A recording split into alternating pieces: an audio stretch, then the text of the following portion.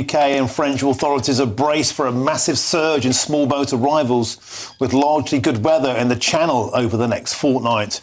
And a senior maritime source said a string of so-called red days might easily see several thousand migrants make that illegal journey.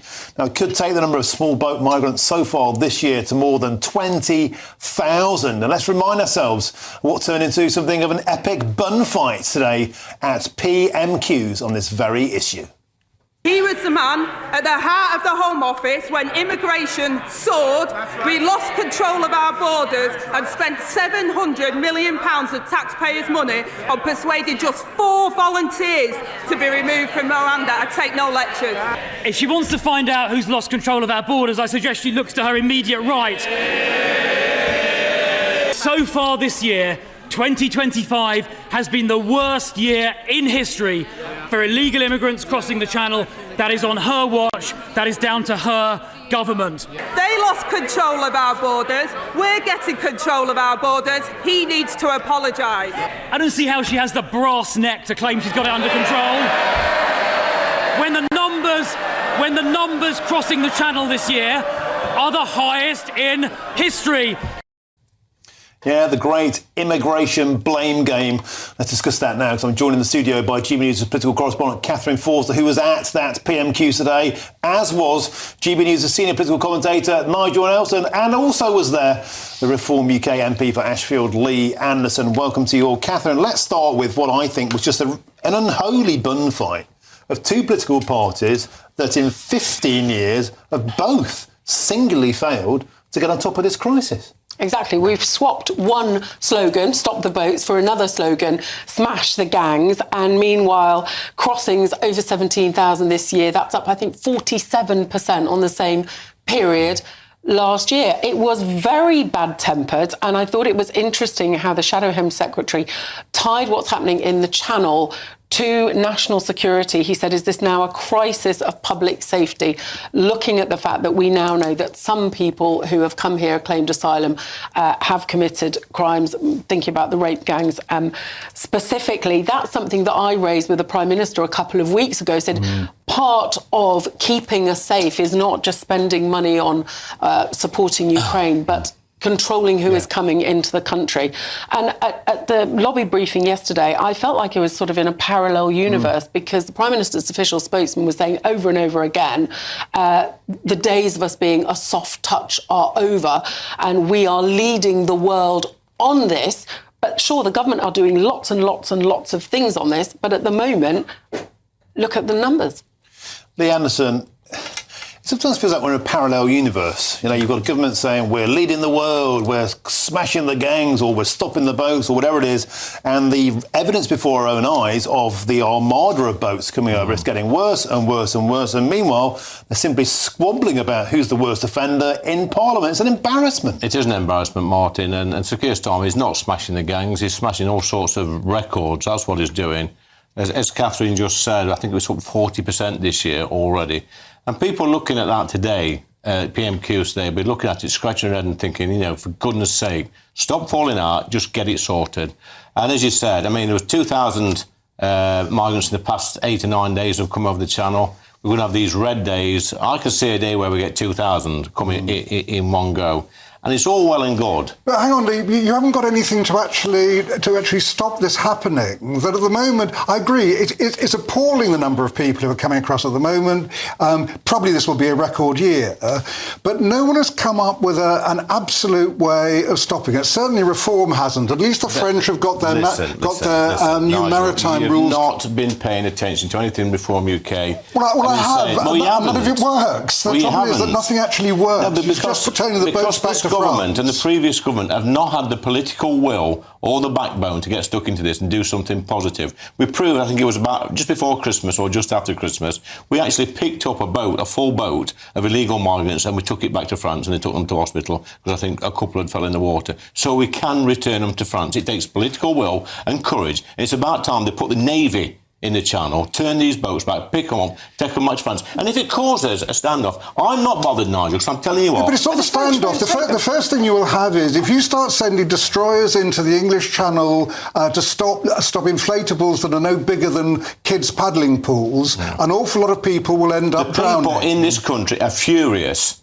that British Border Force are picking up illegal migrants, they're shipping them to our country, they're on a bus to a hotel, they get legal aid, they claim asylum, and even if they fail the asylum claim, they stop in this country. This is the pull factor we keep talking about, Nigel. You know, you see these lads in northern France, they know once they get into that water, they're here, and they're going to be put up in a 4-star hotel. We need to stop putting them in 4-star hotels, we need to stop giving them money, we need to stop giving them the freebies, and we need to send them back the same day. They get less than £9 a week, so it's hardly what you call a great deal of money. Aid. Listen, Nigel, that's nonsense. An illegal migrant cost this country, an asylum seeker cost this country 41 grand a year. So if there's 10 people on a boat, that's Conservative, by the way, that's 400 grand a year, it's costing the British taxpayer. That takes thousands of families to go to work to pay their taxes to keep these people. I do not want these people in my country. They should be sent straight back the same day. If we started doing that, where? they'd stop coming. France. Well, Nigel, then you need the agreement of France. You can't. Well, we're giving France £700 million a year. Just send them back. And in fact, France are doing an awful lot. They've actually stopped two-thirds of the boats leaving. No. Yes, they have. And very quick, Nigel, very soon they will be able to. Have you been to the camps sea. in France? No, I haven't. No, well, I have. And let me tell you this. It might take an illegal migrant 20 attempts to get over, but they will get over. So it doesn't matter how many boats they stop. Those thousands of young men in France of fighting age, they get to this country. It might take them a month, it might take 6 months. OK, let's move on. Working age rather than fighting age. That's a bit pejorative.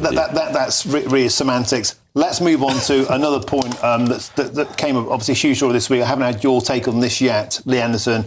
That, of course, is the Baroness Casey inquiry, the recommendation for inquiry that the Labour Party simply didn't want, and yet it's upon us. Again, I mean, this ties into the last subject, Martin. We talk about illegal migrants coming over the Channel. We know from these reports that 30% of all the rapes of women over the age of 16 have been committed by foreign nationals, and we know that some of them have come over on small boats. So when people like Nigel and Chopper and the other lefties that you have on the show are banging on, we can't fall out with France, I'm telling you what, I'd sooner fall out with France than our young women and girls get raped.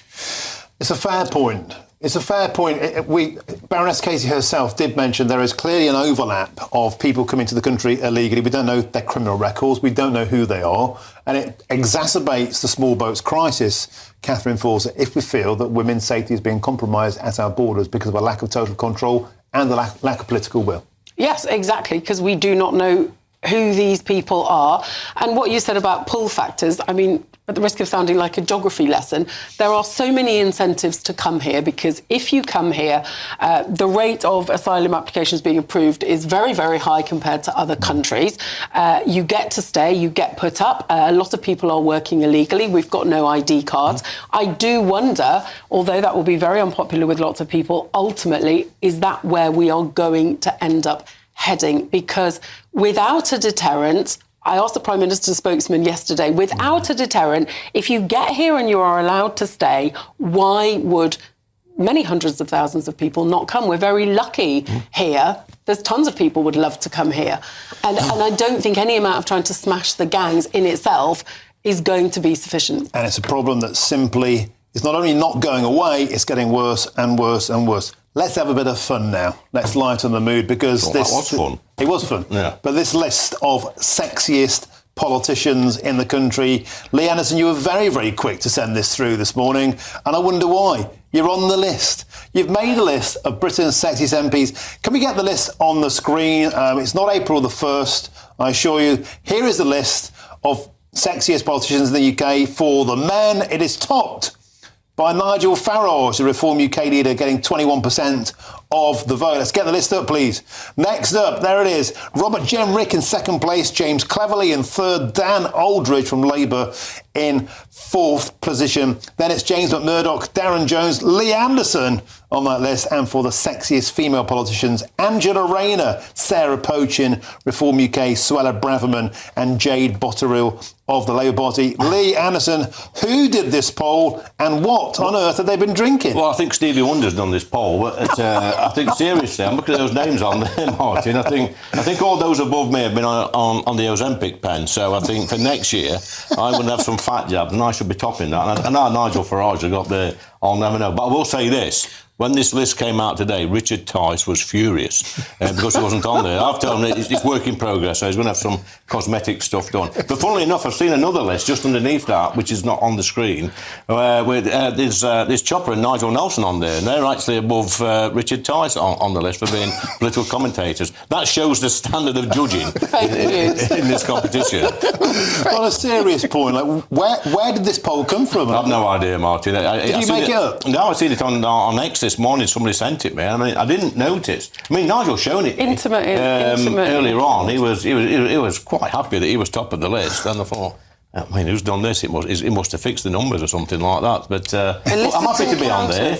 I think next year I should be a little bit higher. Elicitancencounters.com. Oh, right. Oh, okay. Where it's come from. So this is actually a dating website of elicitancounter.com users, and they've clearly gone. I think Robert Jenrick's going to be a bit upset that he's been pipped at the post by Nigel Farage. He's been putting a lot of work into his fitness, into looking trim. Yeah, he's been doing the stuff. I mean, Nigel trains vigorously every night in the Westminster Arms, as you know. He's got a great diet. He's got his own personal trainer, which teaches him. I think he's on that hand now doing that. So, yeah, but to think Jenrick's been doing all that work and Nigel's done him is hilarious, isn't it? And I think Richard Tice, as you say, might be calling for Stewart's inquiry. Not at all happy. Great fun to have you as ever, Lee Anderson. Thank you very much. Catherine Forster, brilliant. Nigel Nelson, lovely stuff. Thank you very, very much.